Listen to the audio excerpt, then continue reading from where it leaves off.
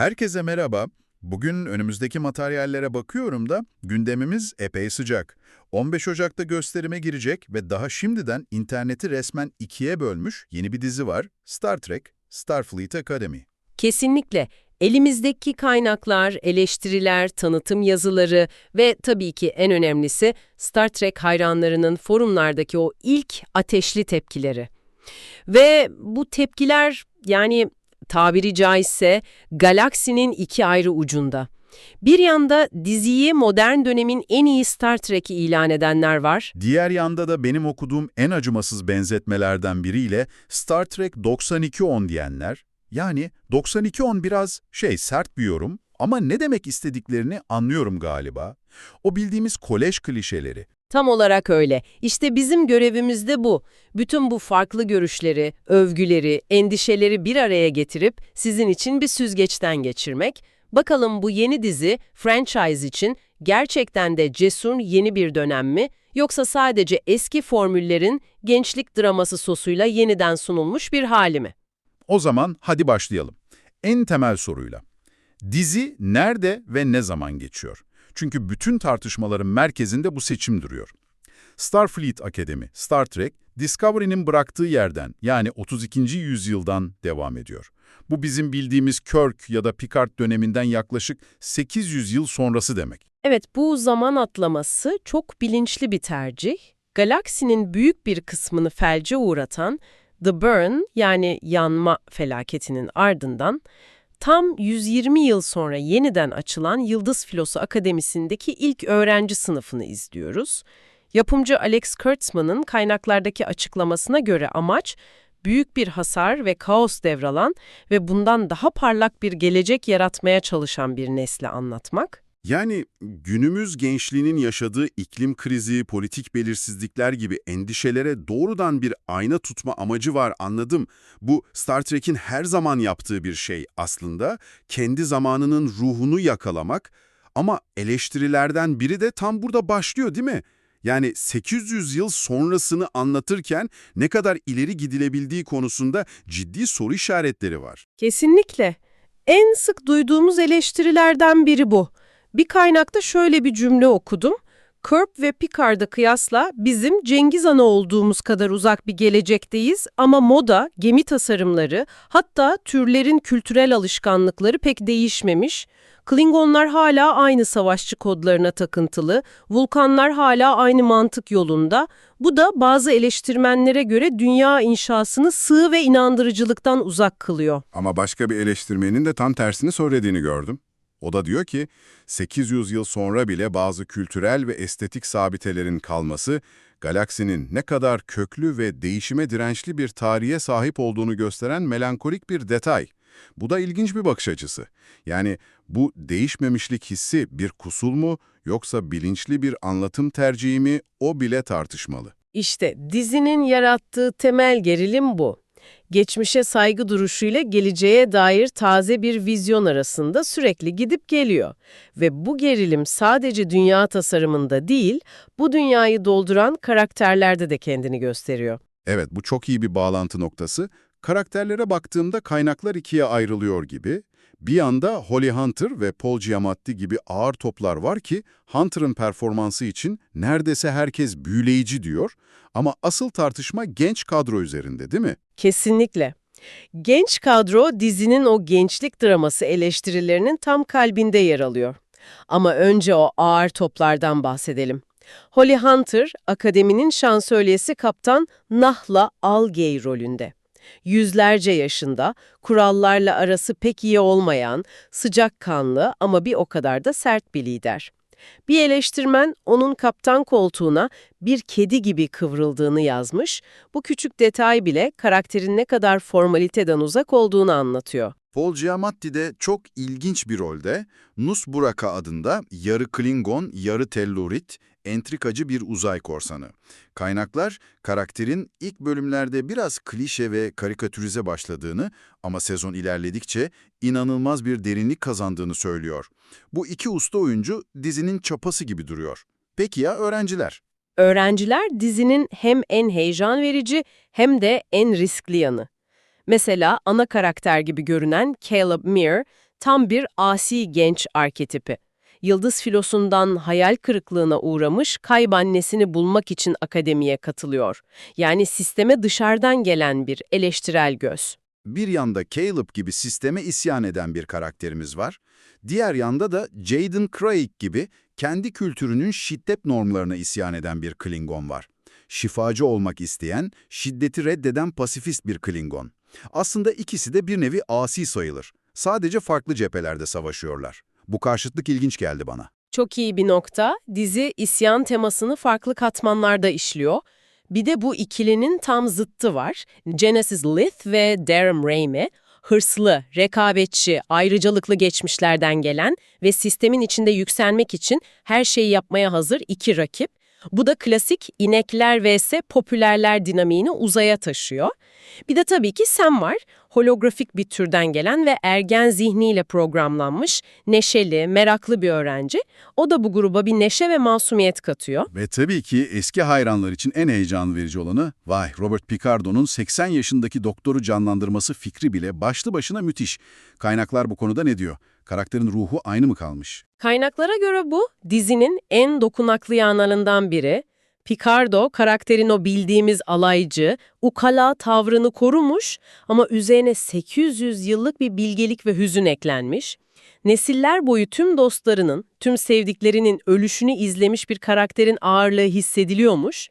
Discovery'den Jet Reno'yu canlandıran Tig Notaro'nun da fakültede olması, eski ve yeni arasında kurulan köprüyü daha da sağlamlaştırıyor. Anladım. Yani karakterler üzerinden hem yeni izleyiciye tanıdık arketipler sunuluyor, hem de eski hayranlara duygusal bağ kuracakları noktalar veriliyor. Peki tüm bu karışım eleştirmenlerin süzgecinden nasıl geçmiş? Artılar, eksiler neler? Olumlu taraftan başlayalım. Pek çok eleştirmen dizinin taze bir nefes olduğunu söylüyor. Bilim kurgu, diplomasi, mizah, romantizm ve bir büyüme hikayesini oldukça başarılı bir şekilde harmanladığını belirtiyorlar. Hatta bir kaynak dizinin Star Trek'in yeniden seksi olmasına izin verdiğini yazmış, karakterler arası kimya ve romantik gerilim övülüyor. Seksi kelimesi Star Trek için pek sık kullanılan bir tanım değil. Bu ton olarak büyük bir değişiklik demek. Eski dizilere yapılan göndermeler yani Easter egg'ler konusunda ne diyorlar? Bazen bu işin dozu kaçabiliyor. O konuda genel bir memnuniyet var. Göndermelerin hikayenin önüne geçmeden, bilenlerin yüzünde bir tebessüm yaratan detaylar olarak kaldığı söyleniyor. Yani dizi geçmişine yaslanmıyor, sadece selam veriyor. Gelelim madalyonun diğer yüzüne. O Star Trek 9210 benzetmesinin altını dolduran eleştiriler neler? En büyük eleştiri dizinin Amerikan kolej klişelerine fazlasıyla yaslanması. Yurt odası şakaları, zorbalık sahneleri, partiler. Bazı eleştirmenlere göre bunlar Gene Roddenberry'nin o insanlığın bu tür küçük sorunları aştığı iyimser vizyonuyla taban tabana zıt. Gelecekte bile hala popüler olmak için birbirini ezen gençler görmek bazıları için bir hayal kırıklığı olmuş. Özellikle bir sahnenin çok ciddi tepki çektiğini okudum. Asi karakter Caleb'ın uzun kıvırcık saçlarının yönetmeliklere uymadığı için zorla kesilmesi. Bu sahne neden bu kadar sorunlu bulunmuş? Çünkü bir eleştirmenin de belirttiği gibi bu sahne günümüzdeki özellikle ABD ordusundaki ırkçı saç yönetmeliklerini akla getiriyor. Dizinin bunu bir asi yola getirme anı olarak sunması, Yıldız filosunu kasıtsız bir şekilde baskıcı ve toksik bir kurum gibi gösteriyor. Yani dizi modern duyarlılıkları yansıtmaya çalışırken istemeden tam tersi bir mesaj vermiş oluyor. Bu dizinin tonunu bulmaya çalışırken nasıl tökezleyebileceğinin en net örneği olarak gösteriliyor. Bir de genel bir eleştiri var. Dizi ilginç bilim kurgu problemlerini çözmek yerine karakterlerin kiminle çıkacağına, yani hayranların deyimiyle şiplere çok fazla odaklanıyor. Hatta bir yayın kuruluşu dizinin notunu B- olarak vermiş. Potansiyeli var ama henüz kendini tam bulamamış diyorlar. Aynen öyle. Yani eleştirmenlerin ortak noktası şu: dizi Star Trek'in kalbini ve felsefesini bir gençlik dizisi formatına sığdırmaya çalışırken hem büyük bir potansiyel yaratıyor hem de serinin temel ilkeleriyle çelişme riskini alıyor. Bu ince çizgide yürümeye çalışan, cesur ama dengesi pek sağlam olmayan bir yapım var karşımızda. Profesyonel eleştirmenlerdeki bu bölünme hayranlar arasında nasıl yankı buluyor? Çünkü biliriz ki bir Star Trek dizisinin asıl sınavı hayranların karşısında verilir. Elimizdeki Reddit başlıkları ve forum tartışmaları bu konuda ne söylüyor? Tam bir kaos, daha dizi yayınlanmadan önceden nefret etme ve önceden sevme kültürü tamamen hakim olmuş durumda.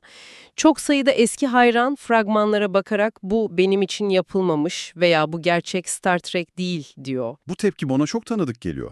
Kaynaklarda da vardı sanırım. Bu aslında Star Trek tarihinde tekrar eden bir döngü. Kesinlikle tecrübeli hayranların dikkat çektiği en ilginç nokta bu. Bu yeni bir durum değil. The Next Generation ilk çıktığında orijinal dizi hayranları tarafından korkunç bir nefretle karşılanmış. Picard neden kel, Enterprise'da neden halı var, bu bir otel gibi, uzay gemisi değil gibi eleştiriler havada uçuşmuş. Deep Space Nine içinde bu Star Trek değil çünkü hiçbir yere gitmiyorlar, sadece bir istasyonda duruyorlar denmişti. Yani her yeni nesil bir öncekinin gerçek Star Trek olmadığını düşünerek başlıyor. Tam olarak. Dolayısıyla bu yeni olanı reddetme eğilimi aslında Star Trek hayran kitlesinin bir parçası. Bugünün endişeleri de temelde 3 noktada toplanıyor. Birincisi, yapımcı Alex Kurtzman'ın New Trek olarak adlandırılan dönemine karşı genel bir güvensizlik. İkincisi, fragmanların görsel efektlerinin veya tonunun bazılarını tatmin etmemesi ve üçüncüsü, genç kitleye hitap etme çabasının franchise'ın entelektüel ve felsefi ruhunu sulandıracağı korkusu. Ama tam tersini savunan, hatta bu değişimi coşkuyla karşılayan bir kitle de var değil mi? Onların argümanı ne? Onlar da diyor ki Star Trek'in hayatta kalmasının tek yolu bu. Farklı tonlarda, farklı kitlelere hitap eden diziler yapmak franchise'ı canlı tutar.